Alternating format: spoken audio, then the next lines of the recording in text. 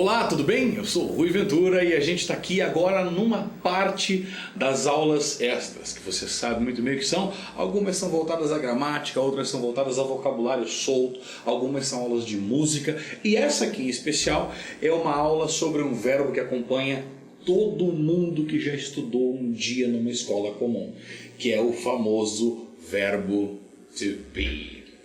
Bom, começa-se do seguinte: quando a gente fala em verbo to be, as pessoas têm aquela concepção de que é difícil, de que é um verbo monstruoso, porque a vida inteira eu estudei e eu não consegui aprender, porque é complicado, porque tem muitas palavras. Na verdade, o verbo to be ele não pode ser colocado como primeiro ponto gramatical para que uma pessoa aprenda o idioma. Isso é um problema porque o verbo to be ele é o verbo mais irregular da língua inglesa. Ele, na teoria e na prática também, ele é o verbo mais complexo de se trabalhar dentro do inglês. Nenhum verbo tem tantas diferenças quanto o verbo to be. Bom, nessa aula eu vou fazer o máximo para que você entenda de uma maneira simples o uso e a aplicação do verbo to be. Porém, eu te aconselho se você ainda não viu nenhum vídeo anterior, se você não viu nenhum dos vídeos das aulas de conversação, faça primeiro esses vídeos. Assista aqueles vídeos das aulas de conversação para depois voltar aqui. Deixa eu te explicar direitinho por quê. Nessa aula, a gente não vai fazer tanta prática de fala, não vai pegar tanto em pronúncia, mas vai pegar muito mais na compreensão e no funcionamento do verbo to be. Porque a melhor maneira de você aprender qualquer coisa dentro do inglês, qualquer ponto gramatical, é aplicando aquele ponto gramatical em situações cotidianas, que é o que as nossas aulas todas fazem. Então, em uma daquelas aulas, você vai aprender a se apresentar. Lá dentro tem o verbo to be. Em outra de nossas aulas, você vai aprender a apresentar uma pessoa a outra. Lá também tem o verbo to be. Em outra aula, você vai aprender a falar sobre a sua ocupação. Lá também está o verbo to be. E quando você for falar sobre países, lá também tem o verbo to be. E em quase todas as aulas que você fizer desse primeiro momento do curso de conversação, você vai estar usando o verbo to be. Com uma diferença. Lá, você vai me ouvir rarissimamente, se ouvir, falar sobre a gramática do verbo to be. Por quê? Porque a gente vai praticar, vai repetir frases ligadas ao teu cotidiano. Isso vai facilitar você a compreender o funcionamento sem saber a gramática. Então eu volto a dizer, se você não viu nenhuma das aulas da parte de conversação, assista essas aulas que você vai estar, muito mais embasado para vir participar dessa aula aqui. Porque essa aula, ela é bem gramática, ela é aquela aula detalhadinha, sem muito foco na pronúncia, sem muito foco em comunicação, certo? E para você que está com dificuldade na escola, essa aula é perfeita para tirar as tuas dúvidas, para matar todos os teus medos com respeito ao verbo to be. Pelo menos no presente simples, que é o que a gente vai ver a partir de agora. Vamos lá? Primeiro, o verbo to be tem duas traduções. Ele pode significar ser ou estar. Então eu posso te dizer a seguinte frase. Eu posso te dizer assim: I am tired. Eu estou dizendo o quê? Eu estou cansado. A pessoa não é cansada, a pessoa está cansada. Tem pessoas que são cansadas por natureza, né? Aquelas pessoas que esperam o mundo acabar num barranco para morrer encostado. Não é o meu caso e nem o teu que está aqui aprendendo inglês comigo.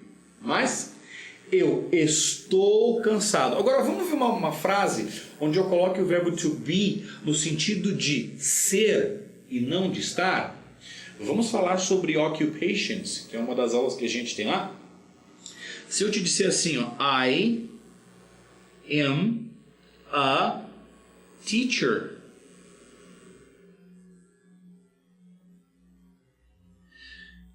Deixa eu colocar separadinho aqui, porque senão vai ficar muito em cima um do outro. Esse aqui eu já coloquei. I am tired. Só reescrevendo aqui. Então, nesse caso, eu estou cansado. E agora, o outro exemplo que eu estava colocando, eu vou colocar I am a teacher. Aqui eu sou um professor e não eu estou um professor. Você não está um professor, você é um professor. Você consegue ver a diferença entre o verbo ser e estar? E nesse momento você pode ter uma dúvida do tipo, poxa, mas como é que eu vou saber exatamente isso? Onde é que eu vou me embasar? Fica tranquilo. Como eu te disse, assista as outras aulas da parte de conversação, porque você vai aprender isso aqui de uma maneira muito natural, que é como tudo deve ser aprendido. A gente não vai primeiro pegar gramática, depois aprender a falar. Primeiro a gente vai falar. Quando você chegar aqui, o correto, se você já assistiu às aulas, é você olhar isso aqui e pensar assim, como é simples. E eu espero que você tenha assistido essas aulas. Se você não assistiu, volta para lá e assiste. Agora, se você já assistiu, a gente vai continuar aqui. Então vamos lá. Bom, partimos do seguinte, quais são os pronomes pessoais aqui? A gente tem I, que a gente já viu que é eu, you, que é você, he, ele, she, ela, it. O it pode ser ele, pode ser ela, mas para coisas. Por exemplo, se eu te digo assim, John é um homem, então é he. Mary é uma mulher, então é she. Agora, se eu te disser a caneta é uma mulher ou um homem? Nenhum dos dois, ela é uma palavra feminina, mas isso não transforma ela em uma mulher. Então, quando eu falo a caneta, eu vou falar o quê? Eu vou dizer o it. Para isso serve o it. Eu vou me referir a um animal.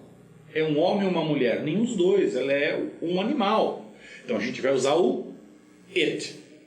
Mais para frente você vai ver uma diferençazinha. Quando são animais de família, a gente pode usar o he ou she, mas não vem ao caso. Só para que você entenda que o it neutro, ele é usado para coisas, em geral. Essas aqui são as pessoas do singular, certo? Quando eu falo eu, sou eu, sozinho. Se eu falar ele, é só ele, sozinho. Ela, é só ela, sozinha. Se eu falar isso, é só isso. Se eu falar você, é só você. E aqui desse lado, a gente tem as pessoas do plural. Então nós temos nós, vocês e eles.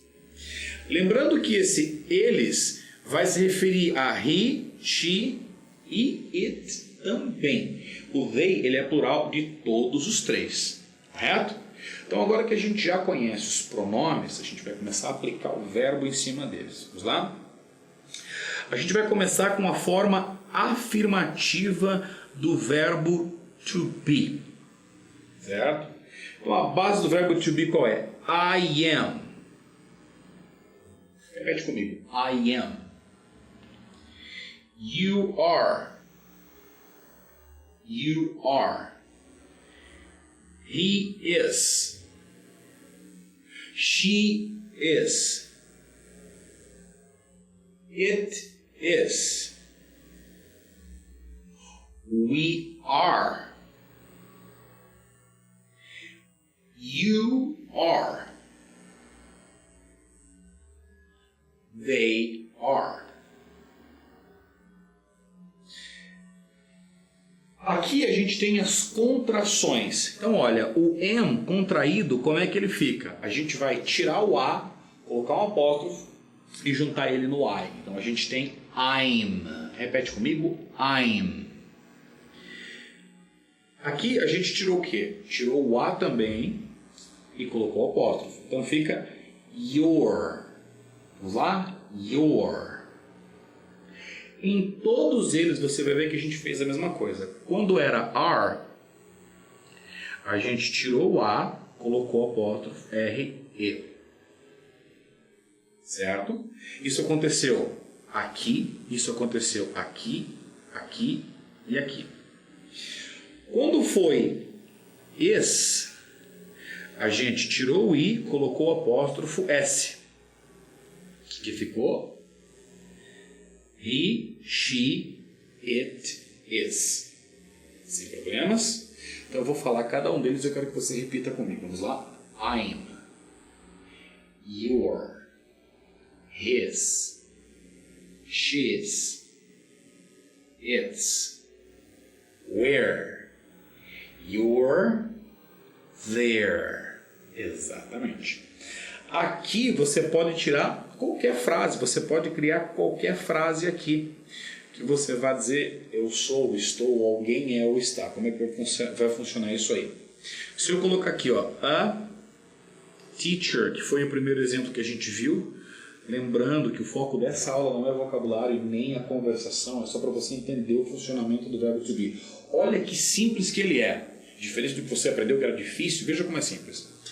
I'm a teacher, you're a teacher, he's a teacher, she's a teacher, it's... pode ser o passarinho é um professor, não é? It's a teacher. Agora aqui pegou. Porque aqui era singular. Então aqui é um professor. Aqui vai ser professores. They're teachers, your teachers, their teachers. Sem problema nenhum. Você veja como é simples trabalhar isso aqui. Não vai ter variação. O to be no presente é isso. Ou ele vai ser am, ou ele vai ser are, ou ele vai ser is. O teu trabalho é só memorizar quem é o que. Então é I am. Aí você tem he, she, it, que é isso. O resto, os outros são are. Sem dificuldade alguma. Bom, depois de trabalharmos a afirmativa, vamos entender como é que funciona a negativa do verbo to be. Deixa eu mudar a cor aqui. A negativa do verbo to be fica I am not. Essa é a partícula de negação, o not. You are not. He is not. She is not. It is not. We are not. You are not. They are not. E eu posso colocar, seja lá o que for. Por exemplo, eu vou colocar a palavra cansado aqui, que é o tired, que a gente já tinha visto.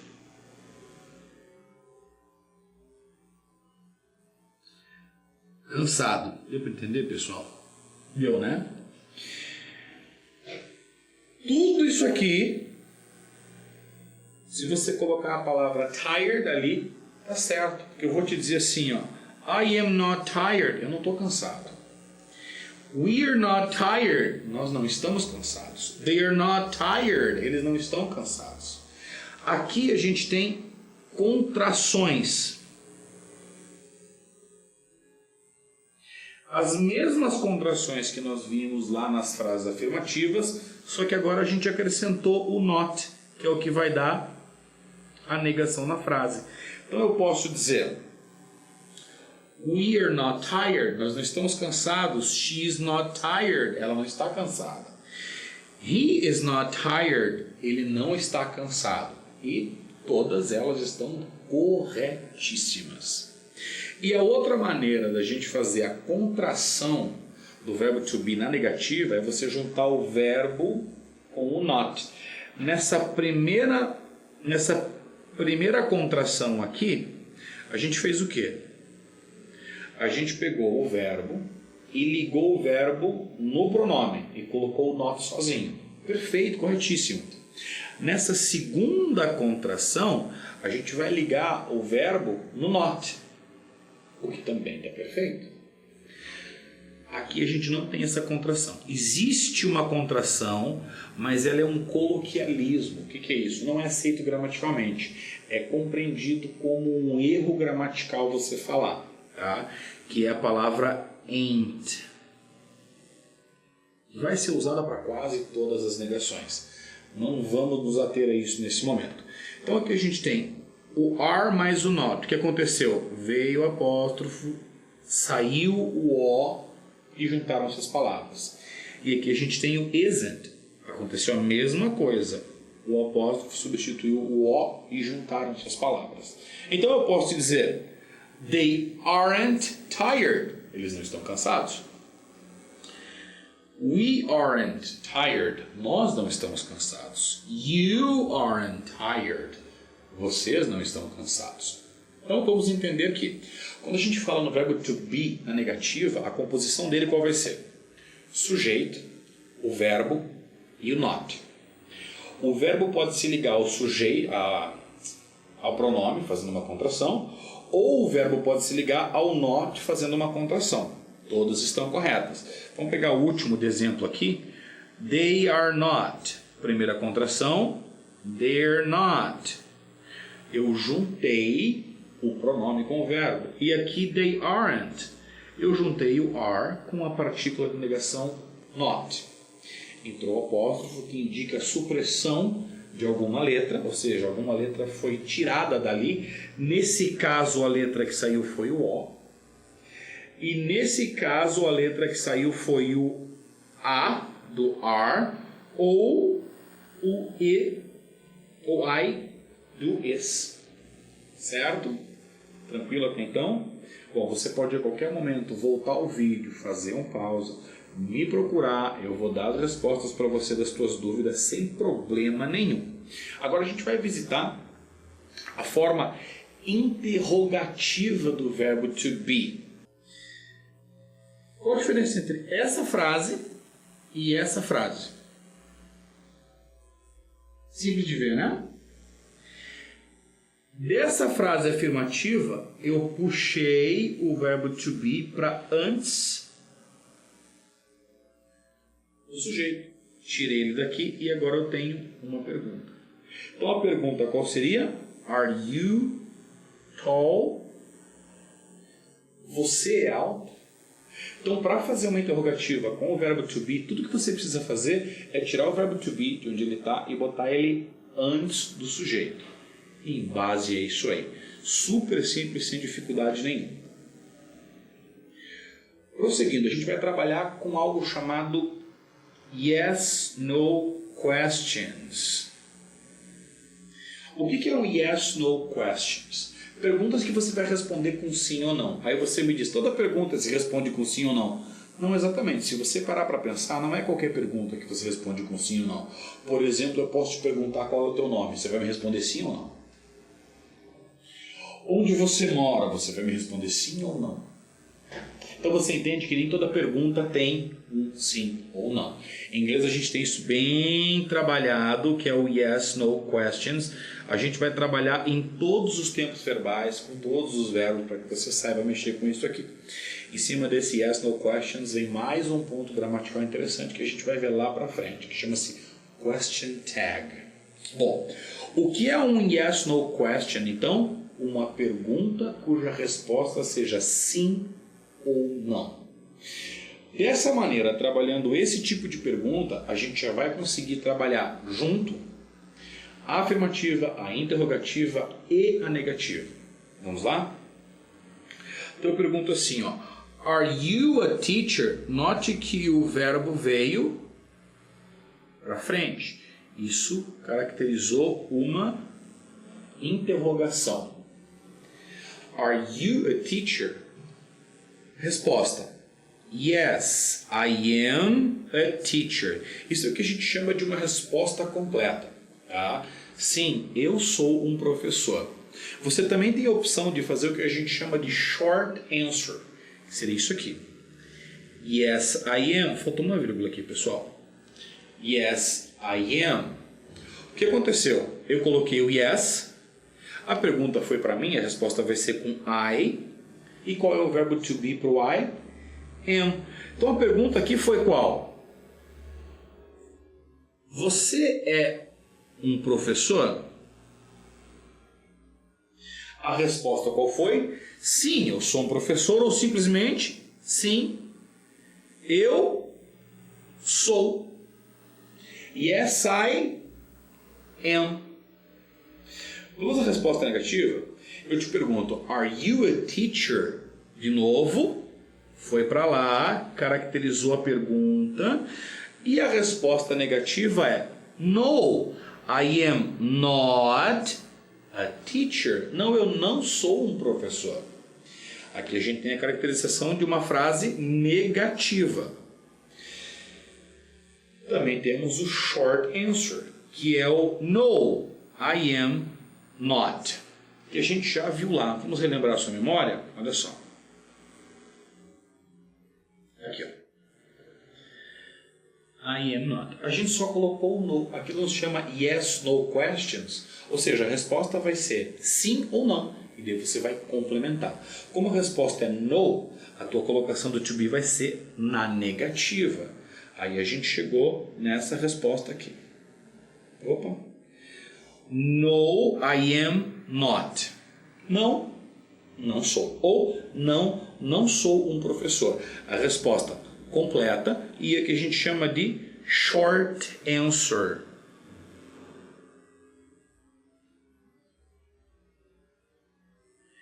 É só yes, no, mais a pessoa, mais o verbo to be. Joia? Vamos continuar? Aqui a gente estava usando o are you e o I am. Então já foi os dois primeiros.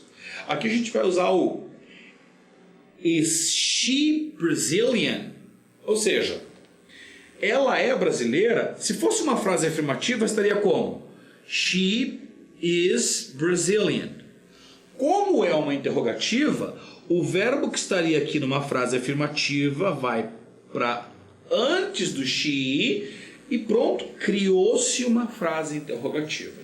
Qual a resposta? Vamos lá? Yes, she is Brazilian. Ah, mas por que ele não é I am?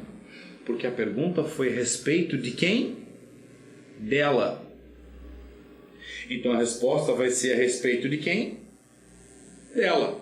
Afinal, não teria cabimento alguém te perguntar assim, ela é brasileira? E você falar, não, não sou. Não quero saber de você, quero saber dela. Então, is she Brazilian? Yes, she is Brazilian. Resposta completa. Ou o short answer, yes, she is. She is, frase afirmativa. She is, frase afirmativa. Is she, frase interrogativa. Agora vamos às respostas negativas. Is she Brazilian? No, então já é negativa. She is not Brazilian. E a gente tem a opção de resposta curta que vai só até aqui. Que seria no, she is not. Ah, mas tinha umas contrações, eu posso usar? Sim, aqui você pode usar o isn't. Sem problema nenhum. Ou she's not. Sem problema algum também. Vamos trabalhar com are we. Por que are we? A gente já trabalhou are you, am I, então I am, you are. Quando a gente trabalhou she, a gente lembra que he, she, it é a mesma coisa, vai usar o mesmo verbo que é o is. Então já trabalhamos he, she, it automaticamente, agora a gente vai trabalhar com are. Se fosse uma frase afirmativa, esse are estaria ali. Como é uma interrogativa, o are saiu daqui e foi para frente da frase. Are we from Curitiba? Nós somos de Curitiba? Frase afirmativa. Yes, we are from Curitiba. Nota que a resposta completa é basicamente a repetição da pergunta. Todos os casos. Se eu quisesse dar uma resposta curta, qual seria? Yes, we are. Acabou aqui. E essa pergunta eu poderia fazer com are you, poderia ser com are they. Eu estou falando sobre John e Mary. Are they from the United States? Yes, they are. Sem problema algum. Vamos à negativa? Are we from Curitiba? No, we are not from Curitiba. Sim, nós temos aquelas duas contrações. Eu posso unir aqui e fazer o aren't. Ou eu posso unir aqui e fazer o where. Minha letra já é feia, garranchenta, agora fazendo um troço desse. Mas você entendeu. Então eu posso unir we are e fazer we're not, ou posso unir o are not e fazer we aren't, tanto faz. E na resposta curta, eu não vou precisar colocar o resto da frase. Isso aqui tudo cai e a resposta fica no, we are not. Ou no, we aren't. Ou no, we're not. We're not. No, we aren't. Simples assim, dessa maneira, sem nenhum outro problema. Gente, assim a gente conclui a explicação geral do verbo to be no presente. É simples assim. Ele não vai ter nenhum grande problema. Então você tem três formas do verbo to be: am, are e is. I am, you, we e they are, he, she, it, is. Sem problema. Se você quiser fazer negativa, você vai acrescentar uma nota. E se você quiser fazer uma pergunta, você vai puxar o verbo para antes do sujeito. Simples dessa maneira. Bom, gente, essa aula é um pouquinho mais complexa, um pouquinho mais chata, porque a gente não pratica, a gente não pega a pronúncia, mas ela é também tão importante quanto as outras para que você consiga desenvolver um bom inglês. Meu nome é Rui Ventura, obrigado por estar comigo nesse vídeo e eu aguardo você no próximo. Forte abraço.